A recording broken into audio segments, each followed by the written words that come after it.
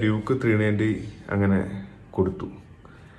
കാരണം ഒന്നാമത്തെ കാര്യം, കുറച്ച് സാമ്പത്തിക ഞെരുക്കങ്ങളൊക്കെ വന്നപ്പോഴത്തേക്കും ഞാൻ ആലോചിച്ചു, ഇപ്പം നിഞ്ച 60യുടെ ഇൻഷുറൻസ് എടുക്കണം, ഡ്യൂക്ക് 390 ഇൻഷുറൻസ് എടുക്കണം, ഇൻട്രൂഡറിൻ്റെ ഇൻഷുറൻസ് എടുക്കണം. ഈ മൂന്നും കൂടെ ഇൻഷുറൻസ് എടുത്ത് വരുമ്പോൾ തന്നെ ബൈക്ക് സെക്ഷൻ തന്നെ ഇൻഷുറൻസ് എടുത്ത് വരുമ്പോഴത്തേക്കും എനിക്ക് നല്ലൊരു കോസ്റ്റ് വരുന്നുണ്ട്. അപ്പോൾ കുറച്ച് സാമ്പത്തികപരമായി ചിന്തിച്ചപ്പോൾ ഞാൻ ആലോചിച്ചു, എന്തായാലും 390 ഇപ്പോൾ ഞാൻ പഴയ പോലെ യൂസ് ചെയ്യുന്നില്ല. പിന്നെ ഡ്യൂക്കാണ്, അതിന് മെയിൻ്റനൻസ് ഉണ്ട്. ABS നമ്മൾ ഉപയോഗിക്കാതിരുന്നിട്ടുണ്ടെങ്കിൽ ABS മോട്ടറിന് കംപ്ലയിൻറ്റ് വരും. അങ്ങനെ കുറേ കാര്യങ്ങളുണ്ട്. അപ്പം പിന്നെ ABS മോട്ടറിന് കംപ്ലയിൻറ്റ് വരും. പിന്നെ ഞാൻ കുറേ കേട്ടു, മറ്റേ ടൈമിങ് ചെയിന് ഇങ്ങനെ സ്റ്റിക്കിങ് എന്ന ഒരു കംപ്ലയിൻ്റ് ഉണ്ടല്ലോ, ടൈമിങ് ചെയിൻ കറക്റ്റായിട്ട് വർക്ക് ചെയ്യാത്തൊരവസ്ഥ വരും. അങ്ങനെ കുറേ കംപ്ലയിൻറ്റ്സ് ഉണ്ടെന്ന് ഇങ്ങനെ യൂസ് ചെയ്തിരിക്കുകയാണെങ്കിൽ. അപ്പം അതുകൊണ്ട് എന്തായാലും വേറൊരു ഓപ്ഷൻ ഇല്ലാത്തതുകൊണ്ട് ഞാനങ്ങനെ എൻ്റെ 390 കൊടുത്തു. 4-5 വർഷമായിട്ട് എൻ്റെ കൂടെ ഉണ്ടായിരുന്നതാണ്. ഇന്നേ വരെ എനിക്കൊരു പ്രശ്നം ഉണ്ടാക്കിയിട്ടില്ല. ഒരു ദിവസം പോലും സിംഗിൾ കംപ്ലയിൻറ്റ് പോലും കാണിക്കാത്തൊരു ബൈക്കായിരുന്നു. എൻ്റെ ഒരു കാഴ്ചപ്പാടിൽ ഏറ്റവും റിലയബിൾ ആയിട്ടുള്ള ബൈക്ക് തന്നെയായിരുന്നു.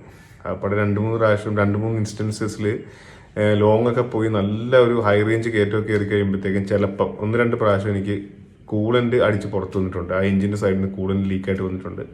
അങ്ങനത്തെ പ്രോബ്ലം ഒഴിച്ചാൽ എനിക്ക് വേറെ പ്രോബ്ലംസ് ഒന്നും ഉണ്ടായിട്ടില്ല. പിന്നെ എനിക്ക് ഇടയ്ക്ക് ഫേസ് ചെയ്ത പ്രോബ്ലം എന്ന് വെച്ചാൽ, നമ്മൾ അപ്പുറത്തുള്ള ലോക്കൽ വർക്ക്ഷോപ്പിൽ കൊണ്ട് ഓയിൽ മാറി കഴിഞ്ഞിട്ട് പിറ്റേ ദിവസം ആയപ്പോഴത്തേക്കും ആ എഞ്ചിൻ്റെ അടിയിൽ നിന്ന് മൊത്തത്തിൽ ഓയിൽ ലീക്ക് ചെയ്യാനൊക്കെ തുടങ്ങി. അത് പിന്നെ ഞാൻ ഷോറൂമിൽ തന്നെ കൊടുത്ത് റെഡിയാക്കിയിട്ടുണ്ട്. അങ്ങനെ ആ ഒരു ചെറിയൊരു പ്രശ്നം മാത്രമേ എനിക്ക് വന്നിട്ടുള്ളൂ.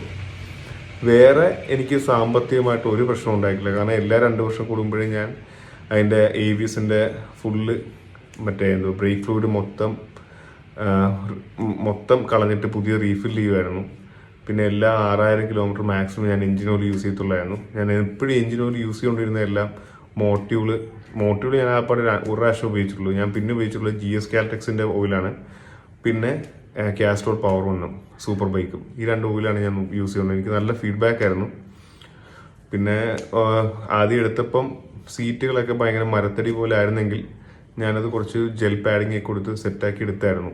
അങ്ങനെ ഞങ്ങൾക്ക് ലോങ് ഒക്കെ ഞാനെൻ്റെ വൈഫും കൂടെ ഞങ്ങൾ നെല്ലിയാമ്പതിയും മൂന്നാറൊക്കെ 3-4 പ്രാവശ്യം പോയിട്ടുണ്ടായിരുന്നു. നെല്ലിയാമ്പതി, മൂന്നാർ, പിന്നെ ഇടുക്കി, കോയമ്പത്തൂർ എല്ലാം നമ്മുടെ 390 തന്നെയാണ് പോയിട്ടുള്ളത്. അപ്പം പുള്ളി എനിക്കൊരു നല്ലൊരു കൂട്ടുകാരനായിരുന്നു. നമ്മൾ ഒരിക്കലും ചതിക്കാത്തൊരു കൂട്ടുകാരനായിരുന്നു. കാരണം ഒരു സിംഗിൾ കംപ്ലയിൻറ്റ് പോലും എനിക്ക് ഇതുവരെ വരാത്തൊരു വണ്ടിയായിരുന്നു. KTM പലരും പറഞ്ഞു കേട്ടിട്ടുണ്ട് ഒട്ടും റിലയബിൾ ആയിരുന്നു. പക്ഷേ എൻ്റെ ഒരു കേസ് വേറെയാണ്. എനിക്കൊരു റിലയബിലിറ്റി ഇഷ്യൂസും വന്നിട്ടില്ല. ടച്ച് വുഡ് ആയിരുന്നു.